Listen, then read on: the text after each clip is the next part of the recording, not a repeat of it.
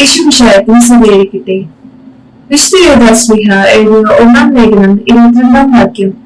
ചഞ്ചല ചിത്തരോട് അനുകമ്പ കാണിക്കുന്നു. നമുക്കറിയാം, സഭയിൽ അനേകം ആളുകൾ എടുത്ത് പരിശുദ്ധാത്മാവ് രൂപാന്തരപ്പെടുന്ന ഒന്നാണ് പരിശുദ്ധ ത്രിത്വത്തിലുള്ള കൂട്ടായ്മ. ഒരു മനുഷ്യാത്മാവിന് സഭയ്ക്ക് അത് ലഭിക്കുന്നത് നിമിഷ നേരം കൊണ്ടല്ല, അനേകം സമയമെടുത്താണ്. അപ്പോൾ തീർച്ചയായും നാം നമ്മുടെ സഹോദരങ്ങളോട് ഈശോ നമ്മോട് കാണിക്കുന്ന അതേ കരുണയും അനുകമ്പയും കാണിക്കാൻ നമുക്ക് കടമയുണ്ട്. എന്നാൽ നമ്മൾ വീണുപോകാതിരിക്കാൻ നാം സൂക്ഷിക്കേണ്ടതും ആവശ്യമാണ്. ചഞ്ചല ചിന്തയോട് അനുകമ്പ കാണിക്കുകയും എന്ന് യൂദാശ്ലീഹ പറയുന്നത് അവരെ വിശ്വാസത്തിലേക്ക് നയിക്കുന്നതിലും ഈശോയെ അനുഗമിക്കുന്നതിൽ അവരെ പ്രാപ്തരാക്കുന്നതിലും അങ്ങനെ മറ്റൊരു ക്രിസ്തുവുമായി അവർ മാറുമ്പോഴും നമ്മുടെ സഹകരണം ആവശ്യപ്പെടുന്നതും കൂടെയാണ്.